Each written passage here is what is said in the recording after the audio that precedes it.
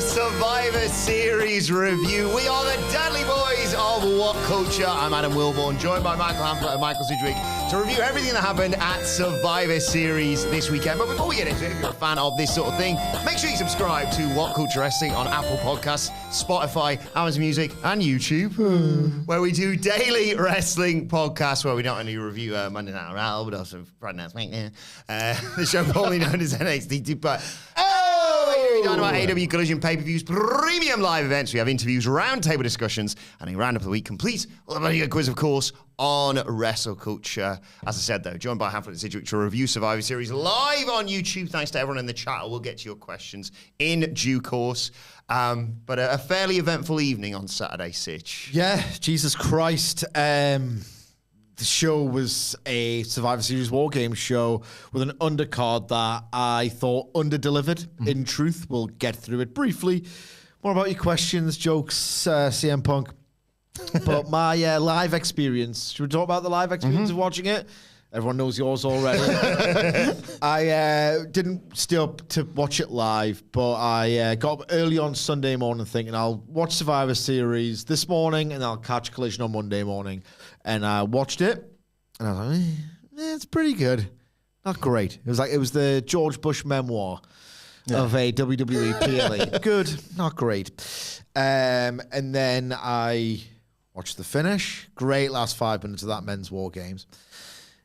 And then I was like, right, okay, well, time to turn it off. There's the ident. Hang on, I've been here before. I can see the WWE signature. I went, hang on, how many long's left of this? Pause. 7 minutes left. And I just thought to myself, no.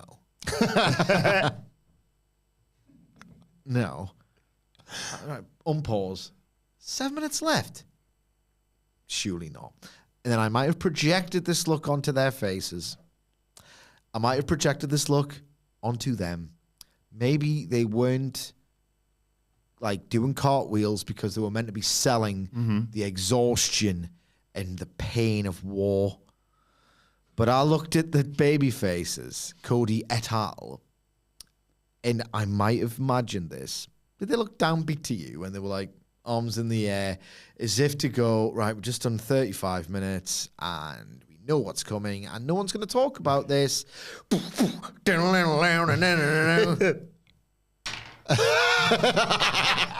I just couldn't believe it. As I tweeted, they might as well have not paid for Cult of Personality. Save themselves a day of not having to pay for that.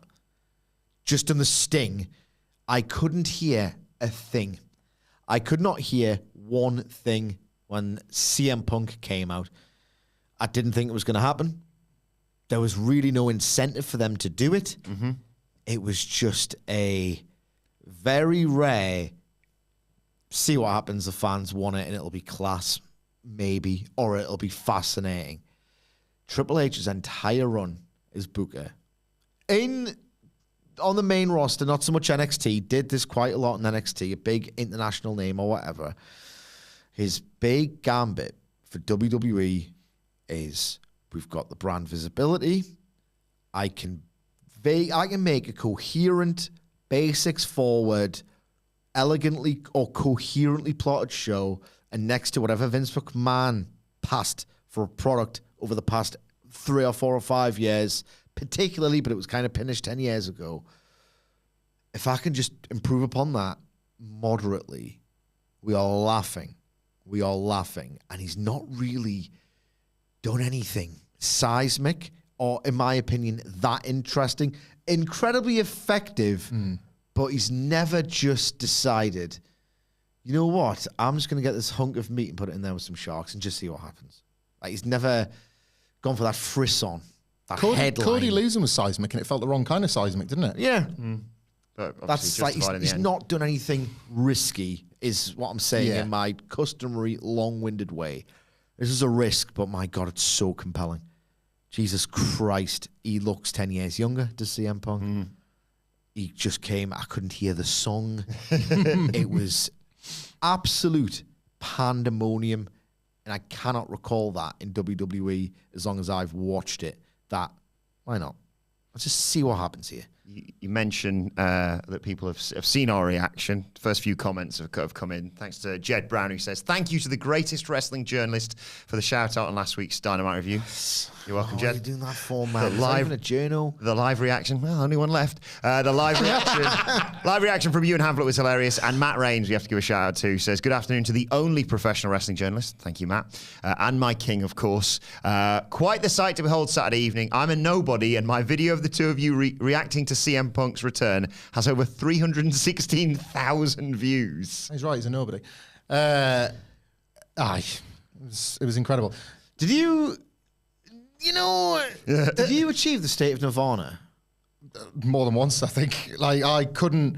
I mean, I know you achieved the state of Nirvana when you watched Gentleman 3 on Raw. That's right. So that's different. Only 52 Mondays a year do I achieve that state. But did you achieve Nirvana? What more could you possibly want out of professional wrestling? That is what I'm asking myself now. I'm so excited to be going to WrestleMania. I mean, out with sports entertainment. It'll be a celebration of that.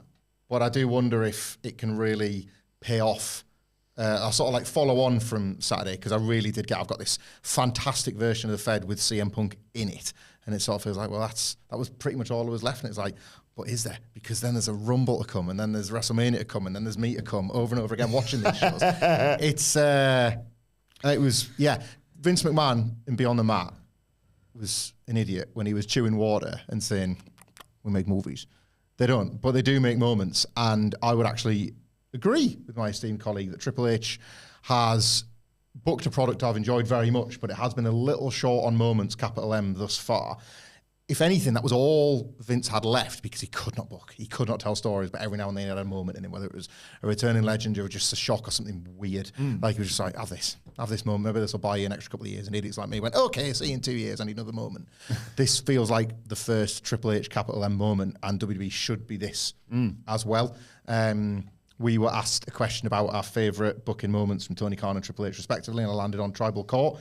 Had a couple, but nothing quite like this, and nothing that will be replayed and remembered. And I don't know how much of it, like how much of an audience makes a difference from a numerical point of view. I expect the Raw rating tonight will be big, but we should talk about that. We've had a few predictions and questions about the specific number. Like, it is, you never know. We've talked for years about X being the bubble, and Twitter being such a small percentage and things like that. But the amount of people that are saying, again, in our separately curated timelines, and I don't expect you can extrapolate 50 people to like 5 million people, but just the sense of people frustratedly accepting, well, I'm going to have to watch Raw tonight.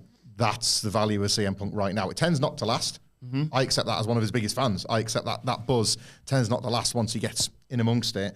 But that feeling now is a real opportunity for WWE, because I'll say this for Sid, right? He criticises WWE and watches it every week. I read bad faith criticism of WWE that completely misses the point. Of like, they'll criticise WWE, think, these bloody idiots cannot tell a story. They sort of can. You might not like that story, and it might not be that entertaining, and we sort of say Triple H is more of a plotter than a storyteller, but their plotting has been cohesive. It's been relatively tight for the last sort of 18 months. You can map most decisions that the characters make from the things that actually happen to them, rather than just stuff just happening. So I think it's going to be interesting to see if WWE stands a chance of maybe briefly showing an audience that has just left them behind. Like, oh, well, it'll make sense. If there's a character you like, they might do something you like, and you might come back next week too. Maybe not, but maybe. What do you reckon on the ratings tonight? With all due respect to the number one mega fan, Matt Rains, they're not hitting 3 million. No, they're not hitting 3 million. He's more abreast of the sports scene over in the US, and I read his tweet, and I think the NFL game is light. I think he said. Basically, then I think last week's was like, holy hell, that was the most watched non-playoff game in years and years and years and years. Apparently, it doesn't look like that. It looks like Everton Burnley or something, the equivalent. I still think 3 million's out of their reach on cable. I would not be surprised at all if it hit 2.4, which would be a monster. SmackDown numbers. Total monster. SmackDown numbers, isn't it? My prediction, well, wait there. It's time to play the game! Time to play the game!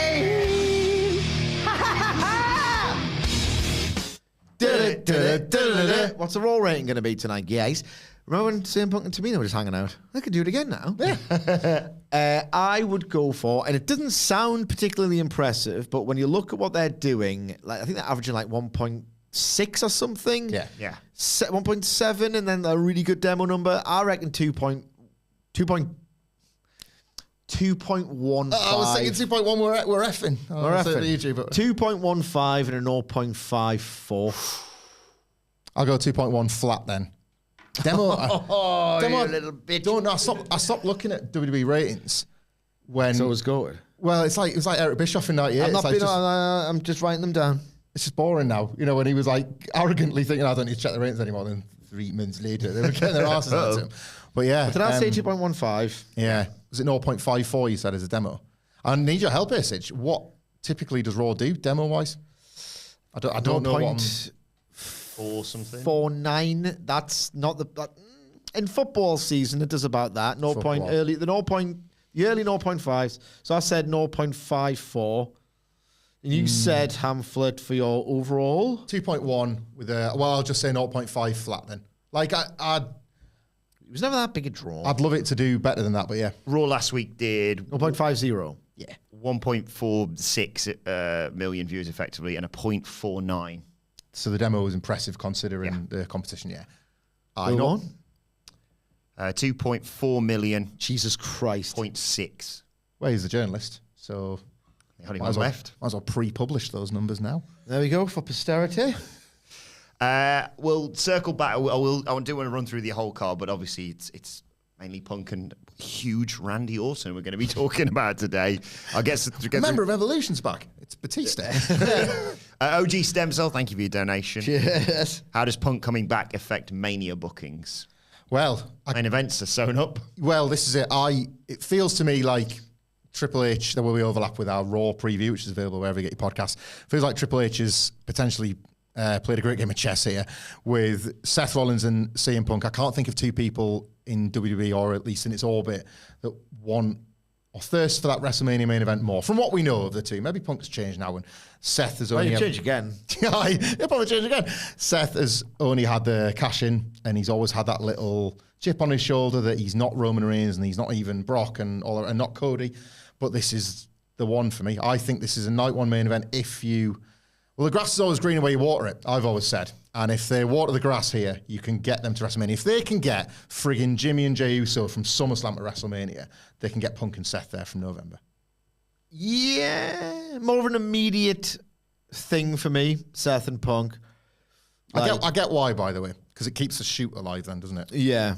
For me, I don't know. The rumors are to be believed. Reports are to be believed. They only sewed up the deal last week. They'll have had a big, they'll have had, subject to change, but they're big matches penciled in for a long old time. So Triple H likes to do, he'll really plan, as he said, Jey and Jimmy on Mania, like before SummerSlam, obviously, because that's when they executed the angle. Roman, Cody, Jimmy, Jey, Priest, Balor, Rhea, Becky. Yeah. They feel like four that have been in the plans for quite some time. Seth. I think it was going to be Seth and Gunther. And Gunther. Part of my reasoning as to why CM Punk was coming back, they called the Gunther Chad Gable thing because they're going to heat that up and do the title switch at WrestleMania. Maybe. Long way to go. Possibly. Punk headlining night one, certainly. Interesting. I don't know if he's had the leverage to just say that and to say, well, I want that. Yeah. He could have just turned around and went, well, no. Triple H is like, you can have it. And I'm coming out of retirement. I would take Punk Gunther. Oh, my God. All day long. Yeah. All day long. What a match that would be. If it's not Punk Seth, they'll need something for one of these TVs. It's a long old time between now and the Rumble, which is the next PLE. So it wouldn't be surprising to me if they did Punk Seth on telly before the Rumble and had them go in different directions. Steve Austin? Austin's not... Well, he might be off the table, but it's significantly more likely than it was before 2022. That's for damn sure. Punk, all I'll safely say is that... Dwayne. He's never coming back to do a job for Punk. He just isn't. All I know is I expect Punk to headline night one. And he should. Yeah. Mr. Phoenix says, is there any WWE to AEW move left that can be as impactful as one of the AEW creators and the biggest needle move they had coming home to WWE? Nah, not a bloody chance. Roman to AEW, but that's just totally beyond the... Roman to AEW would be massive, but it's not happening. It's absolutely not happening. I think it's... well, look, what a stupid thing to say on Today of All Days after Saturday to say, oh, it's never happening. Yeah. Like, Punk's back in WWE. Vince is all but gone from WWE. Like, the big never say nevers over the past 2 years have actually happened. WWE being sold. 3 of the biggest never say nevers have actually happened. So, you know, it's not, I would say it's remote. Absolutely remote. That might be up there just because he's so synonymous. He's so synonymous with WWE. Cena and Roman, that tier of jump. I think for the opposite reasons, but the same. Cody going back will be its own kind of magic. Yeah. Cody going back to AEW, they have a real opportunity with Cody to like get it right second time around because they got so much of it right first time before it went off the rails. And I think, but it very much depends on the landscape of AEW if and when that happens. It's going to be a different company than one we're looking at now. Roman, for me, given how he's wound his schedule down and like how much he doesn't need to be in wrestling anymore realistically, like AEW would have to be massive for him to entertain it. It would have to be summer of 2021 big or on the rise for him to even entertain it because he's within that bubble. He like has said, I know he's working, but he said a lot of things about AEW and about Punk's return in AEW, and he's called the fans like, oh, they're just, you know, fickle and they're just liking the new thing. It's new. NXT UK was new and no one went mad for that. Maybe it was because AEW was really, really great. It might as well be TNA to him. From what I gather, he's been so encased in that bubble in WWE his entire career, his entire pro wrestling career. It might as well be TNA to him, and it's certainly closer to TNA than AEW now. Brock is interesting, but like I think his star power's faded over the past few years. yeah, it's not. It wouldn't have the impact from a business point of view, but I think the matches would be like you'd get more along the lines of a Brock, Daniel Bryan, AJ Styles than you would any other kind of Brock style. I think there'd be none of the Paul Heyman rinse repeat matches. I don't think. Or maybe I don't know. Why would you want to do a back and forth in AEW? Yeah. Mr. Phoenix also says, assuming that Mania is Cody, Roman, and Punk Seth, does it matter who gets the shot by winning the Rumble and who gets it another way? Example, Chamber. I just like Cody winning the Rumble, and I felt it was on the docket for quite a while. I like it's just maybe just my own fantasy book, and I thought he came back last year, and it always felt that they got away with him winning from number 30 because it was just nice to have him back, and people wanted it. I think this time there is a better story to finish if he goes either coast to coast or he just put the Iron Man shift of something. I just think that's a nicer story. It doesn't have to be though. Where is it? The Elimination Chamber, Perth. Perth, yeah. For me, it's either or. Either or. It's you can cheat, I guess. If you obviously Elimination Chamber's less than the Rumble, and the World Heavyweight title's less than the Undisputed Universal. If you have the Elimination Chamber winning going for Roman, you can maybe try, and that might be a good tactic to sort of have those titles on par, because for a while, the WWE and World Heavyweight title, look at WrestleMania 21, for example. It was like, well, they've got two belts that have the same value. And the Universal never really got there, but Brock having it probably helped. Having the Rumble winner go for the World Heavyweight title, if in fact it's CM Punk, for example, and then Cody gets to Roman through the Chamber, that's a way of conflating the two titles, which has got to be the goal if you're WWE. If you've got Raw and SmackDown and you've got a world title for each, you want to have them in the same sort of esteem and importance. Yeah, I think I agree with Sige on this one. I think Punk wins the Rumble. Maybe Roman sends in Solo Sikoa to get rid of Cody from the Rumble, and Cody has to win the Elimination Chamber. And I'm not sure if I've mentioned this before. There was a great performance once from one Shayna Baszler who eliminated everyone. That's what I'd do with Cody. And you can hoy in a Jimmy and a Solo. That would be there. super Cody, though. If you don't care at that point. That's Cody versus adjacent. That like just him. He just kicks it out, kicking 5 guys' ass. Bob Hollying his way through Australia. I don't think that's a good idea at all, Wilborn. You're not on a roll. No, well, I've kind of burnt myself out being the only real wrestling journalist left. It's not like him to make a catchphrase out of something. Ted the Hillbilly Heel says, Hey. Good afternoon, legends. Whose current push is most affected by Punk's return? Thank you for the stellar journalism. Thank you. And as always, love the show. It would be funny. I love Cody Rhodes. I'm desperate for him to win the big one at Roman. Like, not just because I care about his character. I do, right? Every wrestler says, right, that I want to leave the industry better than I found it. Apparently that's the first thing that the veterans say. You want to leave this place better than you found it, yeah? Cody Rhodes is that guy. Yeah. Cody Rhodes is the person who dreamt big enough to be instrumental in the formation of an alternative which felt more remote. That was the biggest never say never. Oh, there's going to be a new WCW. That's stupid. Vince will die. WWE gets sold. Everything he said, Punk will go back to WWE before any of that happens. It happened, and Cody was instrumental. He was the person who was like 10,000, 10,000, 10,000. Mm-hmm. That's the big marketing number to make a proof of concept that this thing could be bigger beyond WWE. He was instrumental in All In, instrumental in AEW. He literally has left pro wrestling better and bigger than he found it. Moreover, he's actually made WWE a big-time concern with it, jumping to it to make it interesting, to being the new Cena, essentially. He's made all of pro wrestling bigger and better than how he found it, more than any other wrestler that I have covered since 2016, since I started at What Culture. That being said, it would be very Cody if, after giving it the big one, The Rock can come back. Of course he can come back. I'm not scared. Only for, like, Punk to step in and get so hot that they're like, maybe we should go with him with Roman instead. I don't think that'll happen. Nor do I think Punk will get so over that Cody will get resented for not being Punk on the road to WrestleMania. But these are risks. If I'm Cody, I'm more worried than I was a week ago. Put it that way. Yeah, but I would like to think he'll be no more worried than that. He was very diplomatic and very company leader than the way he spoke about Punk in the EVP-esque, some might say. He said, in fact, in the press conference, he popped himself with that one. Yep. But so he managed it there and then, which must have been one of the hardest balancing acts to strike, and he did it. But that's the John Cena. John Cena established a role that nobody ever thought could be done again. Roman Reigns couldn't do it. Still couldn't now because Roman has to do all that and not work the schedule. Cody's done that. Punk coming back to WWE is another case of Punk will turn up in AEW when it's assured and it's going to work.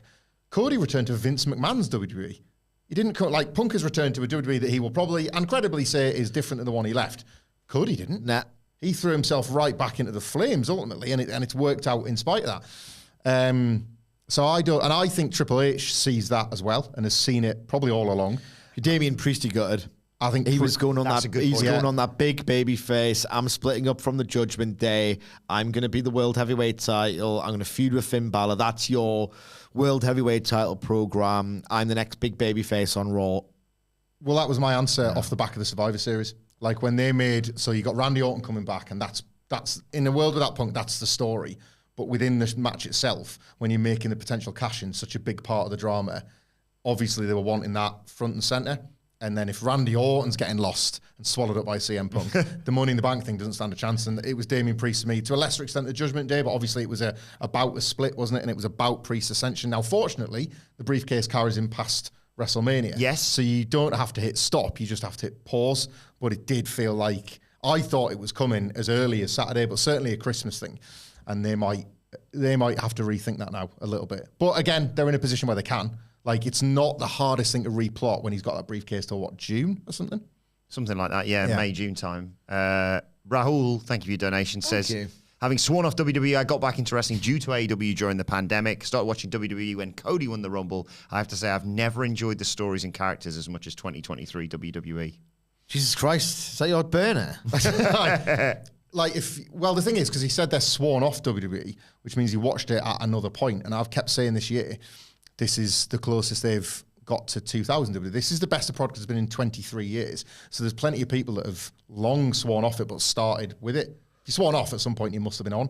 And I just think if you ever were predisposed to enjoying WWE, I get why I'm not surprised at the business boom. And as somebody that watched it when it was substantially worse than this, but liked it once before, I've got it week on week on week on week. I've felt it this year, and that's what it is as a feeling. And I think Punk coming back has summoned that feeling for people more that they have for Punk than they have for Raw, or any of the characters on it. But yeah, I'm not surprised reading these takes. Like I'm not surprised that it's hot. Genuinely, I'm not. I think that it's AEW. It's partly AEW's fault, but AEW had to exist for any like this to happen. AEW's super service of everything. Like Sidge called it, what was it, the post? We are post everything. They Right. did everything. Yeah. Too So, much, excess, every style, every genre, every jump, everything that'll make you pop. So you know what it is now? The unironic. What are they going to do when the pops run out? Now, remember that got Yeah. memed? Now the pops have actually run out. Well, like the market leader's job in any industry is kind of about providing comfort and familiarity and all of these things that make you the market leader in the first place. And WWE have the benefit of projecting one of the best versions of themselves in a way that someone like me is extremely comfortable with, and a load of fans that might tune in for CM Punk tonight are like, I'll recognise that, and I don't, and who the frig are the Creeds, and I quite like this story, or what, you know what I mean? Like, it's going to be familiar. It is not CM Punk returning to Vince's WWE, having one great Punk promo, and then something just preposterous that makes absolutely no sense, that's been torn up on the night or whatever. Someone just made it look like a complete cock. Yeah. Just like, well, they've just been humiliated. Brilliant. Like, I will never tune in again. Like, it is a version of wrestling. It might not be the version they want. It might be that I totally get it can only ever be an 8 out of 10 or whatever, but it's far closer than it's been in 2 decades. Yeah, What Culture Gaming's very own Scott Tailford, What Culture Gaming podcast, wherever you get your podcasts from, is a big AEW fan and has said this is going to tempt him potentially to tune in going forward, see what they do with CM Punk. He was a guy who kind of got into AEW. He told me after reading a book, I can't remember what the book was. It was like 120,000 passionate, insightful words about the sort of rise of AEW, but I have no idea where he got it from, Hamflet. Well, Scott lives in the world, doesn't he? He does live in the world, so that narrows it down. What have you got there? I've got Becoming All Elite, the rise of AEW. 120,000 passionate, insightful words about the formation and indeed rise of AEW, called Becoming All Elite, the rise of AEW. But I bet the thing is, I bet that's the only copy. No. What? You can buy it right now on Amazon, depending on where you live. Oh, you live around the corner, don't you? Well, I'm in the world. I'm in the world too. Buy on Amazon if you live in the world. Snap it up. Thank you to Nate Manning as well, who has used his first ever super chat to just say, just like Wilborn always said. Thanks, Nate. Thanks, Nate. What a waste of money. Thanks, Nate. Sort of, yeah. We'll get back to some more questions in due course, but I feel like we should actually talk about the That's the premium name on the marquee. live event, which opened with a women's War Games match. Bianca Belair, Shotzi, Charlotte Flair, and Becky Lynch defeating Damage Control. We had the spot with the bin. And we had a really intriguing story in terms of Bayley taking a bullet for everyone and eventually losing their team the match. Yeah. You should reward her for that. The WWE Damage Catarrel. Damage Catarrel, you would think, will be nothing but respectful of Bayley and definitely won't turn on her for this. I loved the last 5 minutes of this and couldn't care less about the 30-ish that came before it. Yeah. I don't think that was the problem of the wrestlers. I think it's a problem of the format. I think it's a problem of WWE's handling of the format. And who am I kidding? AEW and WCW's handling of the format. It just, there's no, the one thing you guaranteed is the one thing you tune the matches for, which is for the finish. Yes. Like, the one thing you cannot have is a conclusion. And no matter how great the action is, almost nothing that took place in either of these War Games was that thrilling that you were left with any memory of it. But in both cases, really, really strong finales. I'm glad we got the bin spot again. I really loved how they arrived at that. The idea that Dakota Kai had a chain at ringside so they could set up a dumb waiter, as Corey Graves called it, because they know that it's in Io Sky's arsenal. Yeah. And then pulling the bin up to, go on. Oh my God. Just to set it up for it to do the spot again. And this was like this was dumb WWE's version of when Tony Khan very nicely booked Hikaru Shida to win the belts. She could defend it in front of a crowd. When Io did this, it was in the grim, horrible CWC. The worst of times in every respect. And it was like, why don't you have the hottest crowd and biggest that's ever been in this building getting to watch you jump on people with a bin on your head? It was class. So it was nice and funny and fun. And yeah, love the booking. Genuinely love the booking. This Damage Catarrel turnaround has blown me away, quite honestly. It's been reflected in the numbers. The quarter hours have done well. I think Triple H has very effectively done something he didn't when he was a wrestler as a booker, which was when Evolution turned on Randy Orton. It was like, loser. And they expected him to be the hottest babyface, even though the heels have been like, we don't like you anymore. Damage Control are going to turn on Bayley, and Triple H is going to get a go at his NXT Bayley on the main roster. And I, as a huge Bayley fan, can't wait to see that play out. I think they're going to pull this off. And the booking of War Games got them there. She did everything in her power. It was laid on very, very thick, but I thought that played out super. Bayley going for the title at WrestleMania? Again, because there's nobody. It's not, to Sidge's point, all those matches that are laid out, there isn't that Io Sky obvious opponent, so maybe, yeah. Yeah, it was 90% a total waste of time. The psychology of which was just literally backwards. And then, well, blame Crisps. Yeah, that was Ruffles' fault, to be fair. 10% of the time, like, pretty cool, daft plunder with a satisfying finish that will, 90-10 ratio percentage-wise of total waste of time to resourceful. Yeah. I should say as well, so we did the stream, volume pretty much non-existent, and watching through, I was thinking, this is a bit of a mid-show this. Hugely elevated on the second watch. Like, hearing the crowd, like, just made it, obviously as it should, but, and I've read this as well from people that tuned into the Survivor Series, either with a punk curiosity, just because there was a good bit of buzz around it, and Matt Reigns, I believe, was one of them, you cannot ignore the difference in the buzz in the building versus AEW at the moment, and for the 2021 comparisons, I can't think of a better one. This is honestly, in general, Survivor Series 2023 was the Black Lodge version of All Out 2021, where, oh my God, the evil company, I'm sorry, has got the momentum with the 1-2 return debut punch and the loud buildings and just everyone in that side of it loving life. It was WWE All Out 2021. The friggin' kickoff panel in the freezing cold Chicago night because there was no space in the building. I didn't even put that together until you pointed that out. Because you could see their breath in front of their face when they were talking. I didn't watch any of that. That was good. They were eating crisps. There was a worm in the background. There was a fan holding up a CM Punk sign. Maybe he's been listening to World Boss Journalism. Let's talk about some of the other matches at Survivor Series, though. Gunther versus The Miz for the Intercontinental Championship. I said they'd get a near fall out of it, and they got me. Every match got a near fall. I had to take one L on a night of endless dubs, and it was this one. This didn't quite work for me. Like, it was good enough. It was good enough. Yeah. But again, I was a bit surprised at the reaction in the building because watching live, I just wasn't feeling it, wasn't really believing it. Gunther's selling was great, but he is not yet in that position that Brock Lesnar finds himself in, where watching him sell is sort of captivating in and of itself. He was convincing. That's a nice thing I can say. He was convincing that The Miz was hurting him, but I still don't think the match was agented the way I would have liked to have seen it play out, which is a singular hope spot from an otherwise cruel annihilation. Like, The Miz, I got no problem with The Miz targeting the leg. Like, he's this for the night. He's going to just try and be a learned. He didn't botch did he botch the first low blow? Or was he going for the leg? Because the ref was watching, so he hit the leg while the ref was watching. He used the turnbuckle as a distraction, and that's why he got the Brian Brock-esque full on hoof to the dick and balls. So yeah, it was good enough, but I just think there was a better and a more inventive match than the one we got for me. Put it this way, me and Hamflet talked in circles on different subjects apparently about The Miz versus Gunther. All I can say is I didn't think it was great.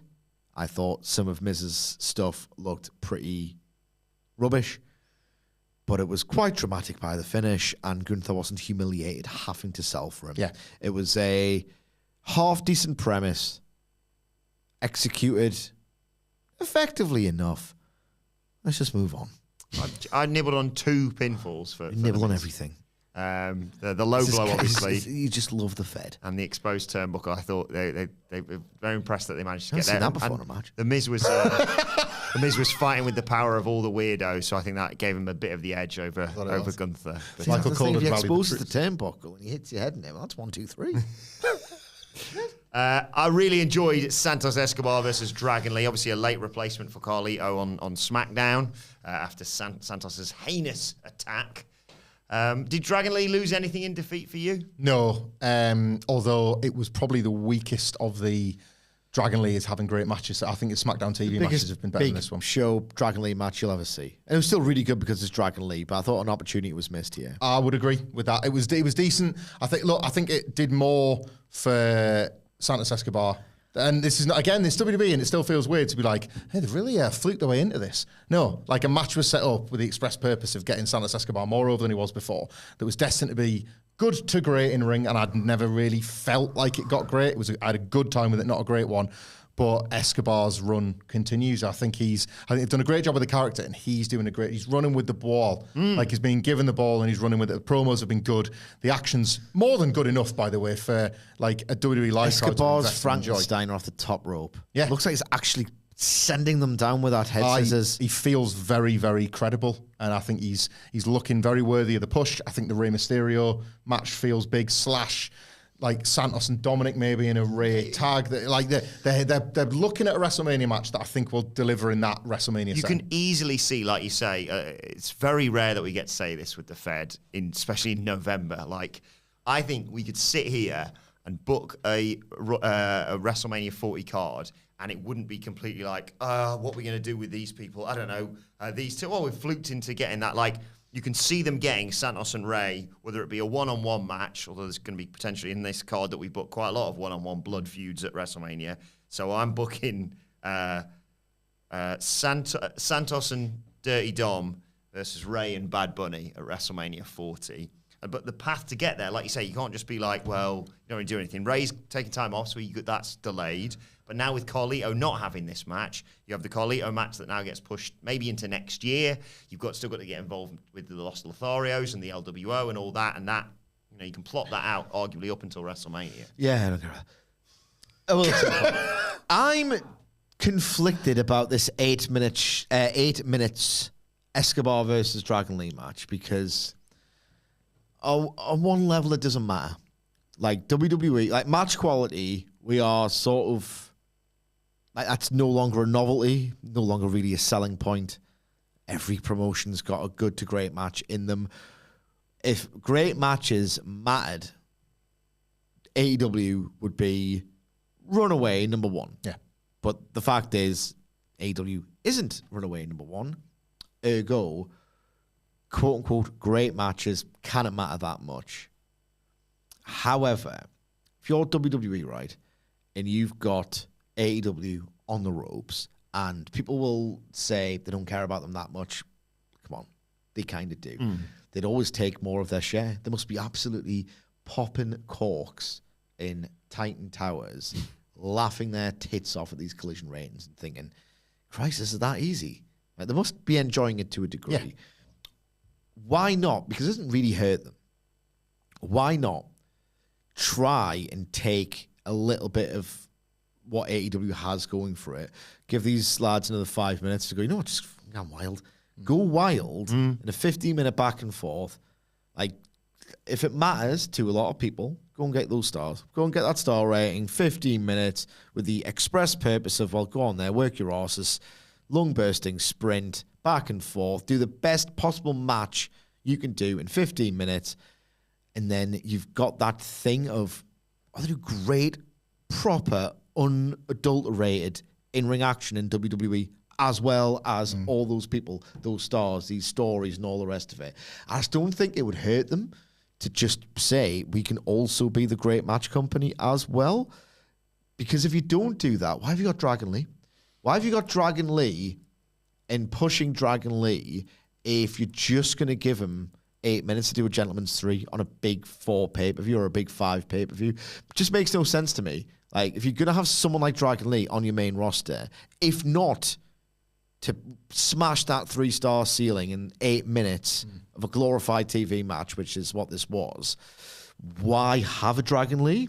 Why not just have your cake and eat it too, is what I'm saying. I think that's fair, because I think every promotion that's ever generated buzz historically has had that, like Hot moves. the great wrestling as like a kind of, again, it doesn't necessarily need to be the thing that's led them to the promised land or to the, We just had it. yeah, like I'm WCW I 96. was thinking of the cruiserweights in WCW. I was thinking of like the kind of underrated ECW, the in-ring quality of ECW in its golden era was like underpinned by 2 or 3 like great wrestlers that are guaranteed one match in the ECW arena in just about chairs and tables. Hi, I'm Tommy Dreamer and welcome to the best of Those New Gen WWF wrestling. 1998 main events, Yeah, or some of them anyway. Like the new generation that are still fawn over. Like it is there. Like Sidge's right as well. It's there for the taking with some of the people they've got on this roster. Not everybody, and I don't think they'd want that out of everybody. But it's almost like in WCW it was easy. They just labelled it the cruiserweight division. Yeah. Like you get in the NWO in the main event, but here's the like if WWE could name it, here's a great wrestlers bit.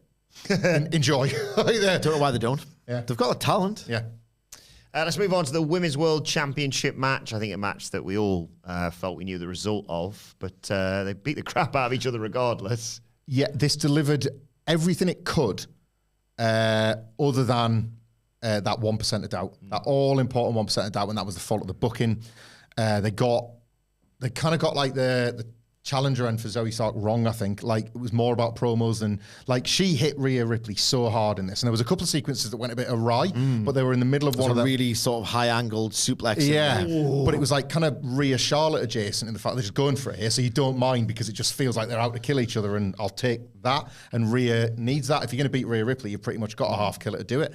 So I didn't mind some of the little slips in the context of the match, but this failed strictly because they never got Zoe up to the level where you believe she could beat her. Like, and yet it was the best they could have done. She's this hard-hitting, like, very mid-card WWE wrestler right now. They could probably go again in a year's time, I suppose. Like, it's not the end for Zoe Stark or anything like that. I just, like, this was the best it could be, but it had a ceiling on it before they hit the ring. It was good. It was all right. Not particularly dramatic. Like, they hit each other hard. Some of the angles on the throws were pretty. I was like, Yeah. But it was good. It wasn't great. There was no drama there. It wasn't so great that they could take a cold dynamic. Maybe a bit confusing. It's not as if Zoe Stark's this awesome baby face. A really good wrestler, but not like this awesome baby face that you just naturally want to get behind and root for. And it wasn't so good that people just lose their minds and don't care about the character alignments and they're just into the total action of it all. Noble failure. I like what they're trying to do with Zoe Stark. Sadly, it's just not really working. Something that struck me on the second watch of this show. This is the second year they've done the Second of how many? Oh, there'll be more coming. Yeah. Like the second year of War Games, and if you think about where Survivor Series was at for several years under Vince, before, like, of all things, brand supremacy saved it, but like it was on death's door, and then that bought the Survivor Series brand several more years, but didn't really buy investment. Every year we took the piss out of it. Red t-shirts versus blue t-shirts. So what? Situations where you've literally got to change the WWE champion for your main event to work. War Games has obviously been this thing that Triple H was desperate to do, but has, in its defense, I might not like the match, but it's drawn this house in Chicago, helped draw it at least. It's given this brand a new lease of life as a Survivor Series. It's not going anywhere, but they have created a bit of a sort of Royal Rumble adjacent thing with the undercard. They're obviously not going to give you much in between these two, ever. And there's no motivation to it. Why not? Because you've got 20 people in the men's and women's divisions in big blockbuster 2-ring thing. I'm all for it. Like, I would have... Well, Rumble had Rockers and Orient Express. Oh, like, there are surprise hits on these Rumble undercards, but it's Bob Holly getting a match against Brock Lesnar. There's countless examples. I want hot undercards. I don't think, like, they feel encouraged to maybe give you much else because there's 20 people having these huge plunder matches either side of them. Let's get to the main event then. The men's War Games match. It was the Judgment Day, Drew McIntyre versus Cody Rhodes, Seth freaking Rollins, Jey Uso, Sami Zayn, and taking his bloody time, Randy Orton, who... I want to talk about the cash-in, I want to talk about spots in the match, but we have to start by talking about the main takeaway from this. How big was Randy Orton's arms? Time off is amazing, and I'll just say that. I know that sentence right there. Time off is amazing for a wrestler to rehabilitate. Randy Orton coming back as massive as he was has made me care for Randy Orton as much as the people in the building there and the people on Raw when his name, well, it wasn't mentioned, was it? But when the Viper and the Apex Predator, I, for one night, was as excited by the presence of Randy Orton as millions of WWE fans have been all of these years. He looked amazing. He looked in the mood for it. Him coming back so jacked is almost funny because he's done everything you could ever want to do. And then at the one time when the guy that loves jacked wrestlers, Vince McMahon, is kind of not there anymore, like, I just might make Triple H ask a few questions. Like, let's give me one more run, Paul. Remember the good old days, riding up down the road to Evolution. You thought I was going to be the champion. I'm ready, boss. A big flex, Triple H muscle and fitness flex, just like, oh, I always liked you, Randy. And I buried you like 12 times, but I always liked you. Just funny Randy Orton coming back and looking that big. He's for better or worse, and no matter what I might think, in their minds and in a lot of fans' You'll minds. love him in about a week. He's in WWE. Probably. So it's automatic. The way that they're booking these days, the way that Triple H is cooking. Oh, yeah. He's going to make Randy Orton feel like fine dining. He's like a Bruno Sammartino that wants to go 10 more years for them. Like, that's how they perceive it. But they have got a living... 30 years of Randy Orton. I kind of fathom how that can be possible. But they believe they have got a living legend in Randy Orton. But rather than... I can't think of a better example. Rather than a guy coming back... I didn't want to say Sting because his run's been goated, but he wears his T-shirt and he's not expected to be 1990 Sting. Yeah. Randy Orton thought, well, I can have the body of 1990 Sting. Watch me. They've got this living legend figure. Like, to use Bruno as an example, right? Bruno finished up mid-80s, right? This would be like in 2005, Bruno thinking, one more run, and I'm more jacked than I was then. That's what Randy Orton is. It's kind of impossible, actually. So I had my fun with him, but we'll see. Loved his involvement in the finish. That spot was incredible. The way that JD McDonough flew arms backwards. Did you see the two replays? Yeah, he barely touched him. Barely touched him. Yeah. Barely touched him. He may as well let's be honest. That's not fake things. He may as well have had the Io Shirai bin on his head. He was basically just jumping and hoping for the best. But the Cody to Randy bit was quite like Randy saying no. Like, there was a certain passing of the torch there. Of all, like, far be it for me to like champion legacy law, for Christ's sake. But Randy Orton kind of handing the win over to Cody Rhodes. I felt a little something. I was like, for Cody, I felt a little something. I was like, that meant something to him, and I bought that. I guess I'm going to use a phrase to describe this match, which is going to make the match sound awesome. I don't mean to, because it wasn't. But in terms of the story, they kind of got one of the core ideas of War Games. They all miss that, like, total ultra violence in WWE anyway. That total ultra violence, shocking by the standards of the time, claret-soaked faces, blah, blah, blah. But they got in this match, and this is like people Mandela effect War Games. I think it's the most Mandela affected wrestling stipulation of all time, in fact. But this romantic idea of War Games is you have this complete gang of pricks who torment the baby faces, and then the baby faces come together and they finally get the numbers advantage at the very end and they equalize it. Now it's a fair fight and the baby faces win. And if that's Mandela affected, it was reality on Saturday, because even though it didn't have the blood, even though genuinely some of the plunder just looks lame compared to Blood and Guts, I'm sorry, it does. The fans are still going wild for it. The fans are still invested in the characters. And it was a relentless catharsis delivery system where the babyfaces are at a disadvantage. Sami Zayn comes in and does something really clever and fun and violent-ish and over. Then it happens again and again and again and again. Last 5 minutes, it was like they were just taking the piss out of the heels, basically. Yeah. It was like a drubbing, like 5-0 against Man U. They're just doing the drape and DDTs in unison. That instead of the West Side Story spot, by the way. Yes. When they started partying, I went, oh, frigging go. No, it's 5 of us. Yeah. And we've got his big move. And he's stuck his arms. Like, I thought that was a superb choice. That in unison was great. Then you have we've got them where we want them. It's 5-on-5. It's finally fair. Let's just, like, argue about who gets to pin them. I just thought it was a fun, lively last 10 minutes. The cash-in, I saw what they were trying to do. A lot of people put it over. You knew it was going to get cut off when and by whom, but the audience ate it up. Good. What do you think of the cash-in? I enjoyed my sludge. I loved it. Like, I really did. Like, you knew Orton was going to prevent it, though. It wasn't going to, like... But it was just a way to spike that pop a bit. I think so. Like, the way, like, I did think there was going to be a cash-in within the match, but I was quite happy with how they laid it out, because it just, again, anything to just enhance that Orton reaction. They'd done the backstage bit, and then when the New Day drove in on the Slim Jim car. Oh, my God. It was, you could see Drew and Damian having a plan backstage. Yeah, I spotted it. It was very subtle, but Well, not abuse the button. I don't know if you spotted this detail, right? Because we were obviously doing the live stream, so you might not have spotted the first one. Damian and Drew kind of came out of the cage around the same time. And then Damian was like, no, stick to the plan, Drew. Yeah. So that made you realise. That made you realise that Drew was less keen on the plan. Yeah. And then we saw the plan. That's a good point. Capital T, capital P. I'm taking the piss out of it, but that's how I would have booked it too. Use this situation, use this Triple setting. H, who do you think you are? Damian Priest using a setting in which the babyface is going to be I could kind of book the Juggernaut WWE.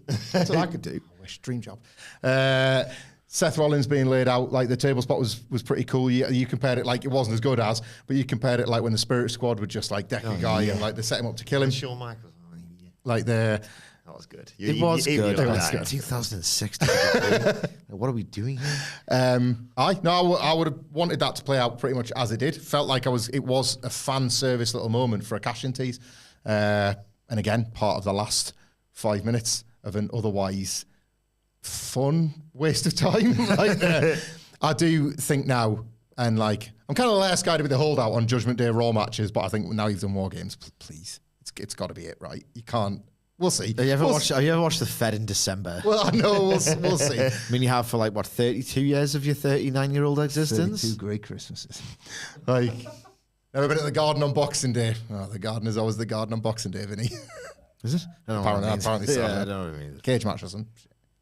Let's get some more questions. Actually, before we get some of that, thank you to everyone who's donated and stuck some questions in the chat.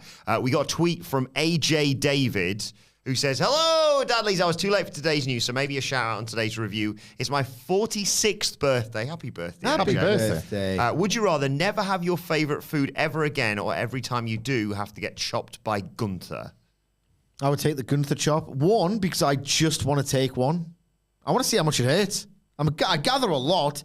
I was at a show where he was charging people to do it. Yeah. You could hear. Did he want to do it or not? I didn't know. I would take. There's plenty of dry food for me to choose if I can't have my favourite. I'll find something else dry and just put that on bread instead. I don't want the chop. I would have the chop. What is your favourite food of all time? It's a question. Oh, crisps. Are you joking? Do you mean chips? Or Crisps. oh, great spot as well, that in the Survivor Series show. Because we Very say funny. we use a different word. Shout out to Ruffles if they want to send us some packs. Yeah, apparently he'll let you just brand up anything. When Wade Barrett ate the crisps on the kickoff. Oh, it took him 8. He was hovering, like actors don't like to eat. We thought, like, is he taking his like diet? He's got like a wrestler diet where it's chicken and broccoli or something, and he was like making this one, boom, like holding this crisp. And we just sort of became obsessed. The camera goes wide. Yes, I agree, Peter Rosenberg, or whatever the frig he was saying. And then like, it's like, yeah, definitely. Anyway, well, it's been thanks, Ruffles. And the camera's looking like it's going to fade to black. Yeah, Crisp. Favorite food? I don't know. Favorite food for me, maybe from like Szechuanese cuisine. Something what? Nothing. So like a nice fish broth, like absolutely flooded with like Szechuan peppercorns and chili flakes and stuff like that. That or tacos, like really nice fish or prawn tacos. You know what I just love? And I've had like if you've got one thing to eat for the rest of your life, it might be a well-made onion bhaji. Oh, yeah, I'm with you there. I love an onion bhaji so much. Also, AJ says, would you be up for Punk coming to the ring tonight with an AEW title-sized bag to the ring with him? Oh, my God. The thing is, they can't do anything with that. No. But, I mean, the buzz for the day. Like, that. Like Punk is a conversation guy. He's a zeitgeist wrestler. I don't think that's going to happen. But it's all to play for, I suppose. Aye. Not happening. They're not going to put a belt in a bin. They're not. Might miss it, like they do with the 24/7 title. Gavin Wilson says, afternoon chaps, something I'd hoped to see in AEW was a heel Punk stable. Is there anyone on the main roster or NXT you'd like to see aligned with Punk? Obviously, I think it's a good question. Like, is he going to be a babyface or a heel? Babyface. Yeah. He's a star. He's going to be received as a babyface, so push him as a babyface, then turn him heel. Yeah. That's the one thing It's always we've a missed. Punk trick, isn't it? Aye. That's the one thing we've missed from the CM Punk returns of 2021 is that guy, of all people, being a heel. It's like, it's an absolute slam dunk. In terms of who he could align with, I'm kind of overstables for the moment. Like, Ron Breaker. well, is a name give who us springs three. to Give mind. us three. Like, obviously, you have to have them, but give us another 3 or 4 years, please, before they are Yeah. is like absolutely everywhere as they have been in wrestling over the past 3 or 4 years. Depends what the character is. That's I guess. it. He was super convincing as the leader of the Straight Edge Society. And it's not like Gallows and Joey Mercury and Serena Deeb were like young guys. Serena Deeb was very young, but the whole point wasn't the youth or inexperience. It was just he was saving them. As a heel, he could be quite a corrupting influence, but these are like NXT wrestlers that we probably don't even know yet. Do you know what I mean? Like that's probably the role he plays because he's one of them. Even though he's probably not as much for the young guys as he would tell you himself, he plays that character quite well. So it would be, rather than like pairing him with any old like Raw, SmackDown roster members. Yeah, not a super group. No, it's a bunch of NXT guys that he just sees the potential in. The ones that really... Julius Creed? Nah. Like, Julius Creed will be a star by then. He'll be suppose. too far. Again, it's like people that we might not even know. It's people that are... I would like to see Punk with GYV, but they're gone now. Ooh, yeah, that would have been great. Like, really loathsome set of lads. I mean, that seemed like perfectly not lovely in real life, but they're good heels. Like, again, to lean on like what he did with the Straight Edge Society. So again, if it was right now and Punk had been here 2-3 years and he was like looking for somebody to fall under his influence, someone like a Joe Gacy, like he would have his career turn around because Punk would be like, well, he can get you. What the frig are we doing? CM Punk, because he can do almost everything, can actually play creepy and unsettling and a little bit spooky / corrupted adjacent stuff. I'll fix him. You know, like something like that. Von's too good to go bad again now. That's the money feud. Yeah. Dickhead CM Punk at his most. You've ruined it. You're obnoxious. You're the subject. You're the object of everything. This company needs to be saved, and Von Wagner's the person to do it. And I'm not taking the piss. Chicks are not magnetic. I don't get it. Bradley Edison, thank you for your donation. Thank Brad you. says, look in my eyes, what do you see? Adam Wilborn called it perfectly. Thanks, Brad. Are you boy. just... What are you doing here? Are they legit...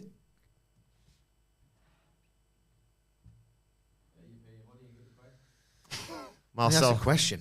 Laviolette says, morning, gents. Stash looking good, Wilborn. Thank you very much. Only a few days left. Still donate on my Movember page. Very much appreciated. Sidge, what did Ilya think of Survivor Series? I love it when it becomes a real He made it in the last 5 minutes. Very entertaining. I saved the clip of Hanford and Wilborn from Saturday on my yid. John Carter says... I'm glad, you had a lovely time on it. I'm glad you have to have that moment together. unbelievable. I'll let you I'm glad I slept. I cannot do the night shifts anymore. Jeff Raidmaker says, oh, hey, I caught your tits, Hamflet. I'll send them to you this week. Yeah, they popped right off. I mean, they probably had in the opener as well when he'll put the bin on the Still red. there. I'm still there. That's great. Still there. I'll let you two take this one.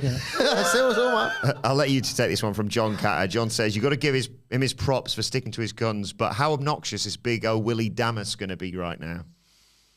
Well, you're watching it. He's been all right in the office, to be fair. He's been all right. He's a gimmick, man. He's fine. Watch, the video's been shared by Matt Rains. Watch how Wilborn tries, as hard as he can, to suppress the I told you so while we're living in the pop of CM Punk returning. 20 seconds. Yeah. Anyway, enough of that. Let's get to what the main point of all of this is. And he personally said it. Everyone else, he's not coming back unless he is. Brilliant. That's fantastic journalism there.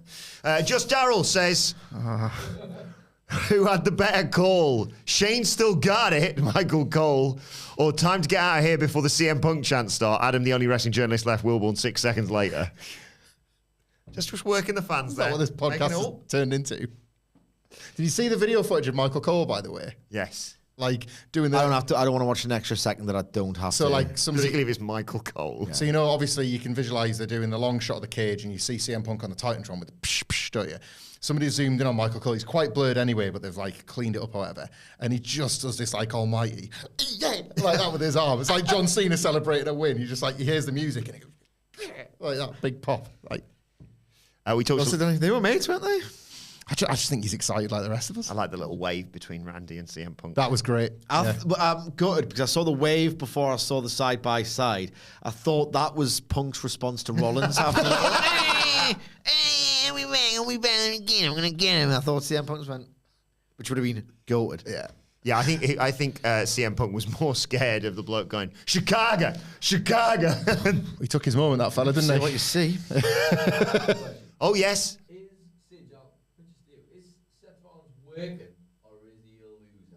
Is Seth Rollins working or is he a loser? Asked our producer, Adam. Well, that's the thing. If you look at 2019 and his activity on Twitter, you would think he's standing up for WWE and shout that CM Punk is coming back, but he's working. He is working. And he did an all right job of it, in fairness. He looked like in a strop. He didn't look like he was trying to be really hard. Yeah. He looked like he was genuinely having a bit of a tantrum, which I thought was really well done. It'd be great if CM Punk tweeted best pro wrestling in the world, period. Something like that. Oh, wouldn't it? my God. It's a bit of LTST. That'd be good if he was really online. Remember that? Remember Online Punk? Oh, he loved it, didn't He he? was weird, wasn't it? He's still online. He just doesn't tell you. Asking Hangman Page about his chaps. Wanting to be Hangman Page's Yeah. friend. That's what started, you know. Yeah. I think he wanted to be Page's mate, and Page was like, no, you're all right. And I think Punk was like, oh, I'll just fucking bring the whole place down. Score draw. Yeah.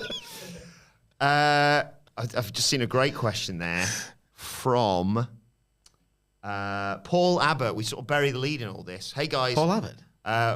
Paul Abbott. When does... That was like an 80s singer. When does the You're what? thinking of Paul Heaton and Jackie Abbott from Beautiful South. I hate them. I hate Beautiful South. When does the What Culture tribute pod come out for Ryback's retirement? Yeah. Oh. You know, he really stepped on his own dick there, right? Ryback should have had some fun with that. He should have owned it. It was a silly thing to say. He should have owned it and did like a tearful retirement and did his own video package. And then booked an indie date where he's like, Ryback coming out of retirement against whoever, and got himself a spot. That would require Ryback to have a brain and some patter and some nous about how to market himself. Yeah. Maybe he could be his PR guy. Thanks, Ryan. Gavin Wilson, we talked a little bit about this on the Raw preview. Gavin Wilson says, cereal and staying up tonight, Hamflet? Yeah, and yeah. What cereal? Don't know, but I'll update. Cookie bites aren't as good as promised. Go down out. I mean, then again, it is me. you will like them. They sound to me like cereals don't even need No, much. I'd be pretentious about the food. It's mainly like a running bit that me and Hamflet have. I like crap just as much as the next guy, realistically. I love McDonald's. Love like really treacly like stuff. As someone who can dip his toe in crap, I thought the cookie bites looked better on the marquee. I'll bear that in mind. What are A the bit like Jaws CM Punk ones? after 6 months. What are the Jaws ones? The Jaws ones were just in farm foods. They were like it was a loving tribute to like the film themes. It's made by a corporation. Film themed Jaws cereal on it. of the 80s. So people have like people in the cereal bubble have like real nostalgia for these. Like they're really valuable. Like if you can find like a box of unopened, I don't know, Back to the Future cereal or Teenage Mutant Ninja Turtle cereals, like they're collector's items, and it was this obviously like You go out someone's house, just pop it open. Anyway, Yeah, I'm laughing at that concept. If they made Tremor cereal, and they will. They I probably would will. buy You know, that. I like would all buy those sort that. of themes and like 80s, mainly in America, not over here. Like love all that, and they see it on like TV shows that pay homage to it. And I think Farm Foods or whoever were just like, was it just like Cocoa Pops or something? It was. They were rubbish. And chocolate shacks. I'd have rather had Cocoa Pops, Cocoa Rocks. Cocoa do Rocks. a better job. Austin the Nater says, good morning, legends. Thank you for everything you do to make me laugh every day. One quick question for you. When will I be able to pre-order Becoming Obsolete, the drastic downfall of AEW? I would write it if I got the opportunity to do so. I will say that would be way harder to write than the first one, because the first one, Becoming All Elite, the Rise of AEW, was very much written during and about a time that was all about just the incredible creative success story of this company. And it's mainly like an appraisal of the creative, because at that point, there was very little drama surrounding it. And the few dramas there were, no one talked about it. And it was easier to write from the perspective of a critic about the creative side of it, why it was so great, insights into how it succeeded.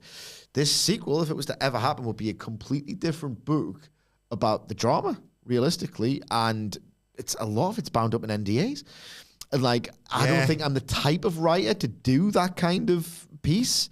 like kind a of genuinely investigative massive reporting. bit of investigative journalism. So, and the thing is, it would have to be someone like Meltzer or I don't know, maybe someone like David Bixenspan. But at the same time, it's not. No one talks about this stuff, and no one lets themselves talk about it. Like, oh, Cody left. It's not like you could do it on like the Screw Job, where Dave was like, right, here's 20,000 seminal professional wrestling journalism words on the Montreal Screw Job a week later From Brett. Pretty And a few others, but, you couldn't. people that were in what the would room. you say about the Cody Tony Khan thing? Oh, he left. No one knows why. They're not talking about it. Yeah. Great book. And, like, from a creative point of view, I like the title though. I do like the title. it's nice that. Like, from a creative point of view, Apart from the Matt Hardy reference, so I now hate it. I think this is a really tricky point to assess. They're going to make money. They're going to get a TV deal. They're going to be fine. Oh, yeah. But I think we're only at the beginning of a Bad time. Yeah, like with the start of them, it doesn't feel like that because I know like a lot of people have probably observed over the last year, maybe year and a half, like the decline. We've done But it. We're at the start of the malaise. Like these things in wrestling, historically, you've got like a few more years of it being a bit, and then they might hit upon a hot character. I think the roster trimming down is what's going to make a difference, but all that is years away. It's sort of hard. I feel like it's hard to classify what AEW even is at the moment because it's successful based on the terms that Tony Khan would lay out. It is successful, but I think a lot of its core are deeply unsatisfied with what it looks like every week. Yeah. No, I think Sidge is right as well. You take a real professional journalist to write that book, and there's only one left that people actually respect after this weekend. So get me my typewriter. Normally we clock it when he does that thing where he switches off to do his bit, and he got us there because we're not yet thinking about this journalism thing that he's become obsessed with. Get me a little journalism, like a press cap. Yeah. Extra. Lee Gleesby says, next game. Read all about me. It's time to play the game! Time to play the game! Ha ha ha ha!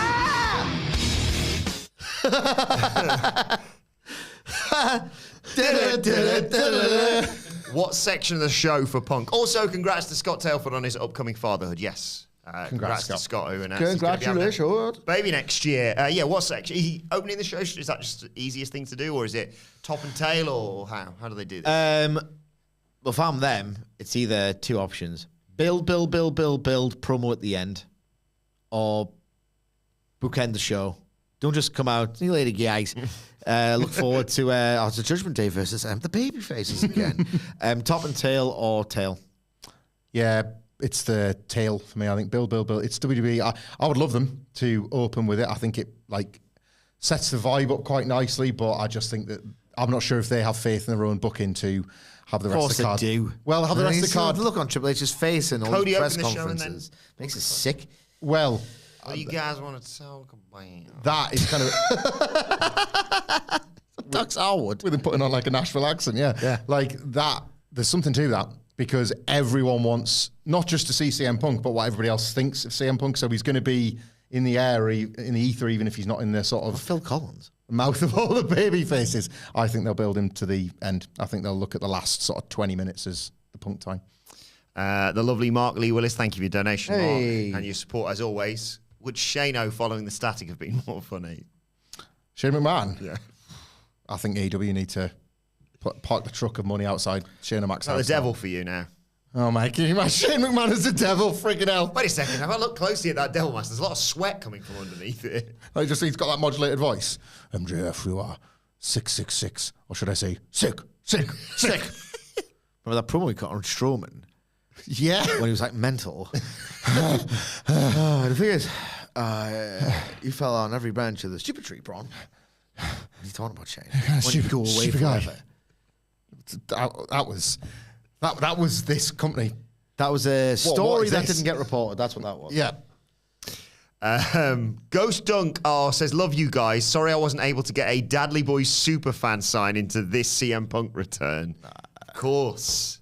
Forgot about that. Next time. That was amazing. That was class. Hey, if you're going to Raw tonight, just a thought. Yeah, shout out. The Chicago-based fan hopping off to Nashville to watch the Punk. Well, maybe. I would if I could.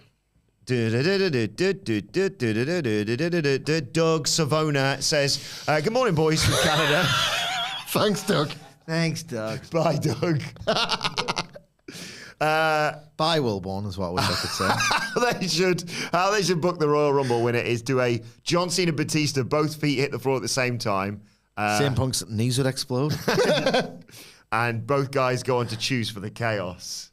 Oh, so it's not even a winner, it's just both guys. Yeah.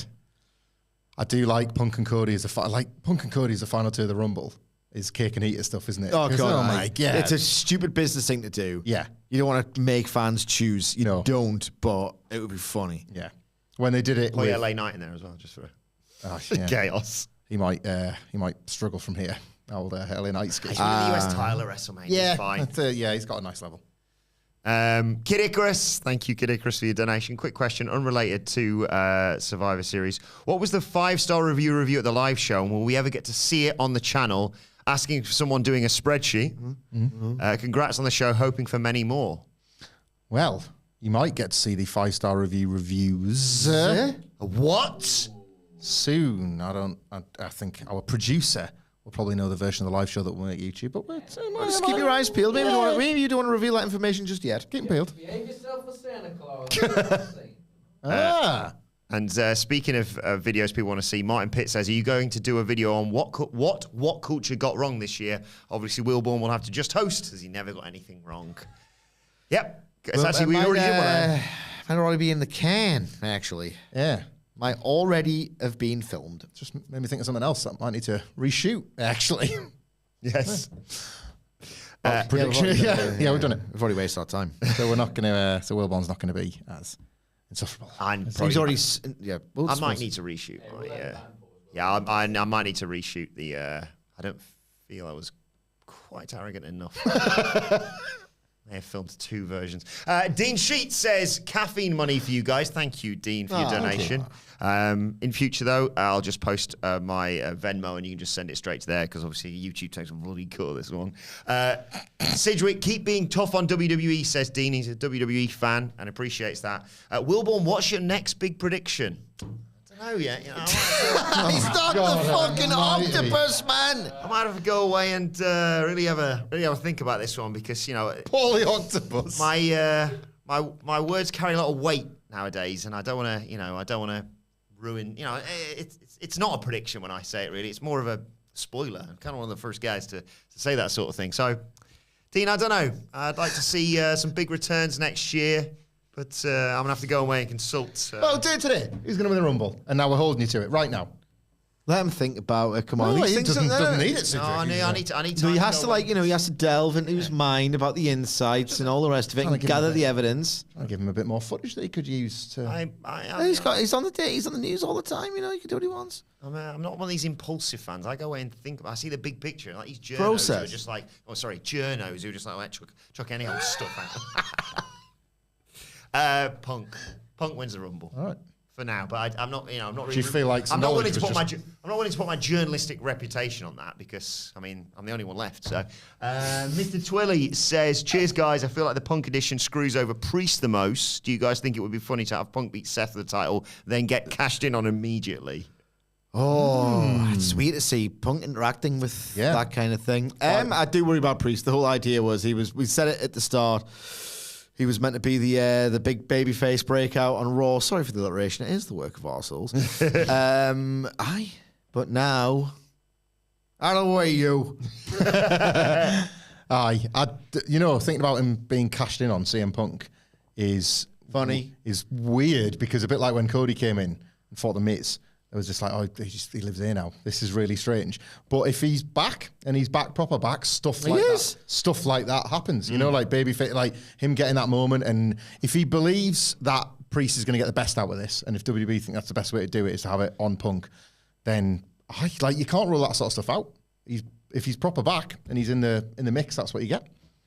Barton Keys says to Sidge, Twin Peaks cereal is the gross corn stuff they puke up in season 3. Garmin Bros, yeah. Mr. Phoenix says, I'd like to see a collision comparison between the first one with Punk on it and the most recent one, the night Punk came home. #ratings banter.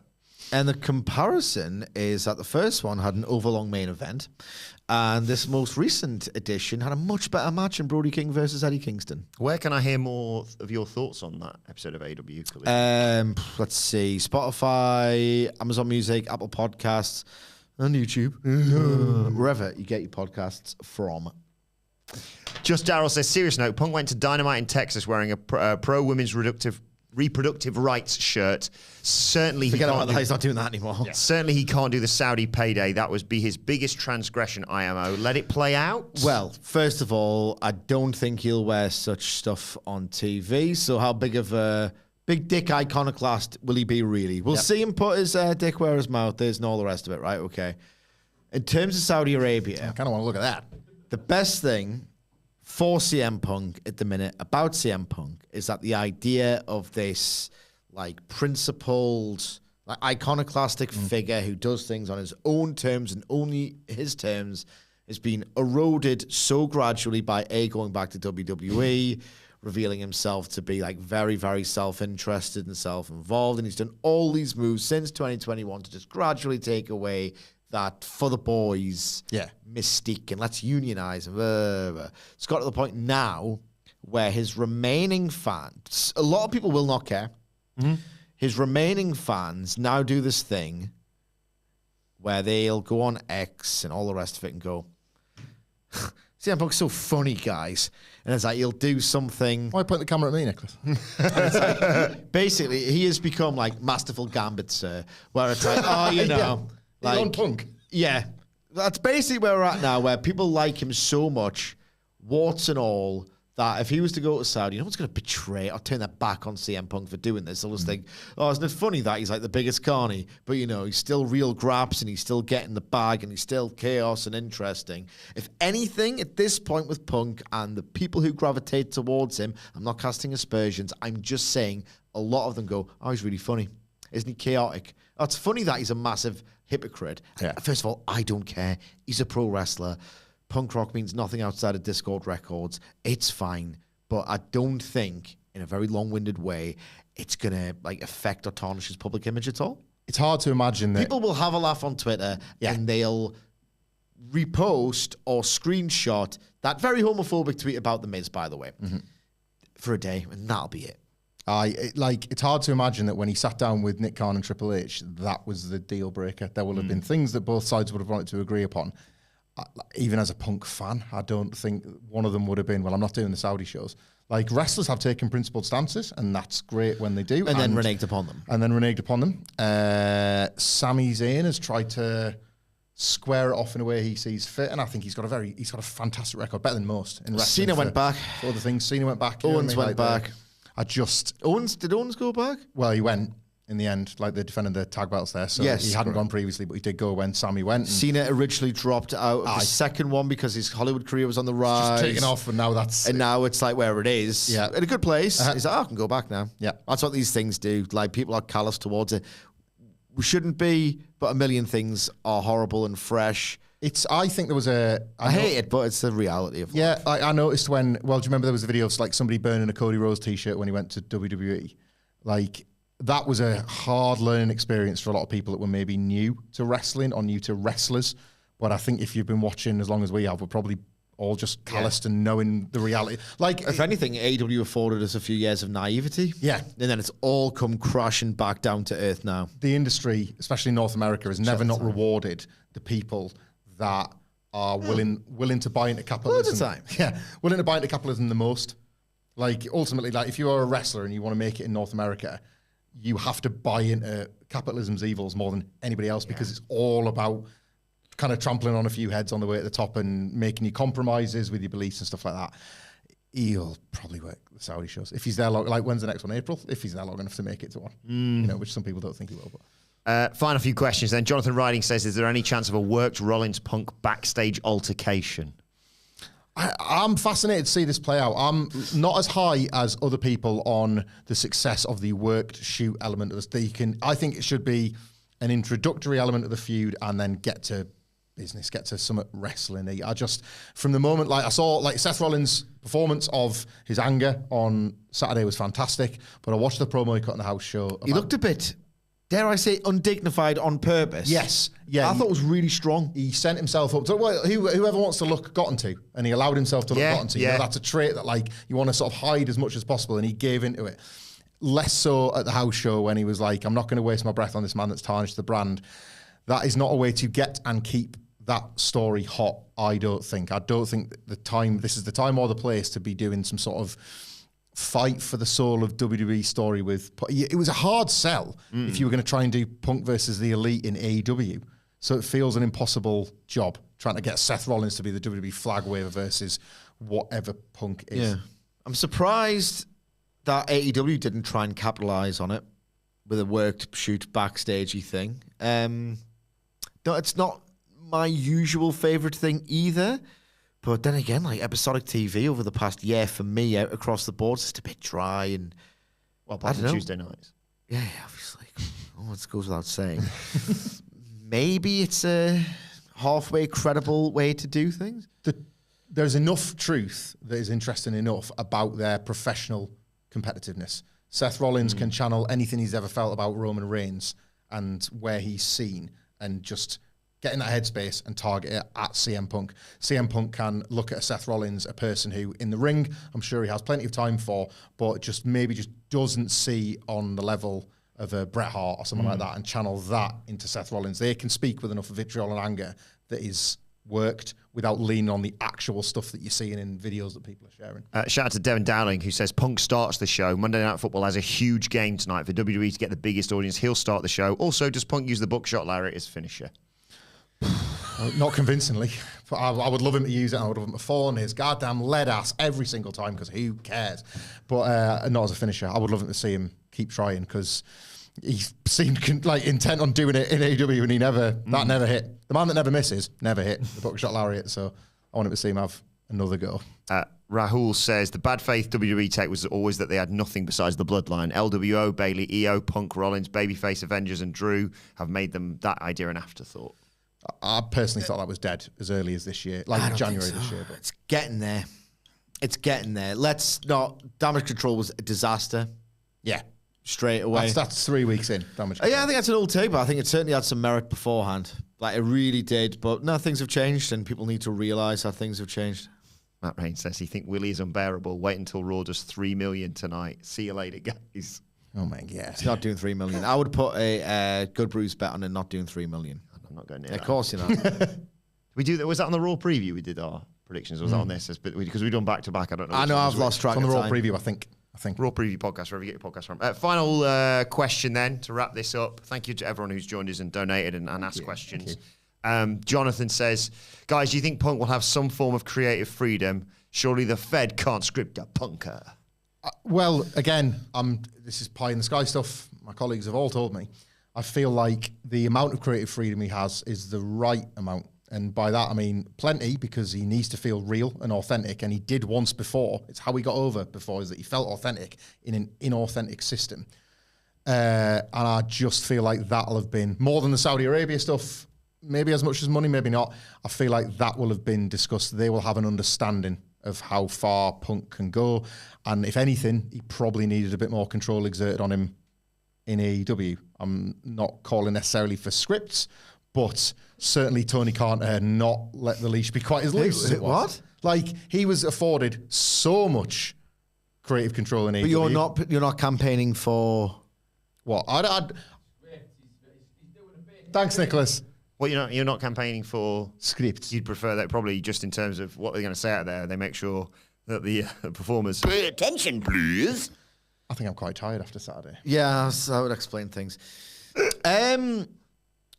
Kevin Owens, Sami Zayn, Cody Rhodes, Roman Reigns, they Becky? evidently, I don't know, to a certain extent, have their own, they can say things in their own words. And it's all about, they have that, Road Dogs calls it Road Dogg and CM Punk in the same company, by the way. Oh my God. Get ready to learn how to suck Tony Khan's ass on Twitter, buddy. There's one person in that company who's going to last out with them two at the minute. I think it's going to be CM Punk. Yeah. What was it he said? It's when he was in between his WWE runs. This is Road Dogg. In between his WWE runs, and he was like, keep saying Tony Khan should hire me. He should hire me. And he's like, if they just hired me, things could be better. And then underneath a picture of Tony Khan and his father, he went, gotta admit, y'all look smooth AF. And then, like an incel, when he didn't get the job, the next time he hopped on his podcast was, and they give Wardlow the jobber title, and that show looks like an indie with an indie with marginally better production. It's like that was the equivalent of someone saying, "Bitch," when they got turned down. What was the question about? Creative freedom for Punk. Yeah. I mean, if no offense, Kevin Owens is a massive star these days, and Cody is the biggest, one could argue, not named Roman. Punk will be able to cut promos. He'll be given, it's always the case. These are the story beats. We need you to say this. We need you to build that. We need you to not say this. Everything else, say yourself. Like, when they say unscripted promos, it's like the feel of building and the reaction. It's bollocks. They're still scripted. They're just scripted by a wrestler and not a writer. Yes. Scripted promos are like a pejorative about ex-Hollywood hacks, right? A wrestler can do a scripted promo, and they do 999 times out of 100, unless you're Adam Copeland and Ricky Starks and those kinds of situations, and Kingston and Guevara. Yeah. They are scripted, Yeah. just in the correct way by the correct people in their own voice. There has been a lot of discussion, just briefly, on Punk and Seth, and Punk and I guess WWE in general, Triple H, whatever. Punk and Owens and Zayn is an interesting one. Owens especially. He made it very clear immediately where he stood after Brawl Out, and there's all the history with Punk and Owens, and I think Punk will very much be able to probably, I don't know if he's a guy that holds his hands up, but I'm sure he'll be able to say, I was wrong. Like, you have absolutely categorically made it, and I was wrong. But there's a lot of water to travel under the bridge between those and Punk, possibly more than some of the other people that he's worked with in the past. And I just think that's something to keep an eye on. I just don't think there's kickoffs. I don't think WWE allows for boot-offs, but we will see. I hate this idea that WWE... I'm not saying it's a utopia. I just don't think that... I think there will be... They're all like good, everyone's friendly. good. I think they'll be more intolerant of it than Tony Khan was. Of CM Punk's bad behaviour. And I think that's where you'll quickly see... like the idea like that these ultimate domineering people who know how to keep people in line. It's all very professional. Look at the state of Matt Riddle in that promotion, man. For God's sake. It's going to be very fascinating to see what happens following this. Another wrestling journalist shared that take over the weekend. If you think I'm trouble, retweet. What are you doing, Dave? But let us know your thoughts on Survivor Series and where we go from here in the comment section or on X at What Culture WWE. Well, actually, they can follow all three of us. You can follow Michael Hamflett at Theme of the podcast. Yeah. Michael Hamflett. You can follow Michael Sidgwick at I am Sidgwick. You can follow me at Adam Wilmore. Ruin this too. You can follow our brilliant producer, Adam Nicholas, at It's Adam Nicholas. Follow us all at What Culture WWE, as I said. And if you want to know our thoughts ahead of Monday Night Raw, the Raw preview is available as a podcast right now. What Culture Wrestling Podcast, wherever you get your podcast from. And we'll be back to review Raw tomorrow, of course, as well. But for now, thank you to everyone who's joined us in the live chat. Thank you, as always, for your donations. And if you've just lurked and listened, thank you very much as well. Thank you. My thanks to Michael Hamflett, to Michael Sidgwick, to Adam Nicholas. Thank you for joining us, and we will see you soon.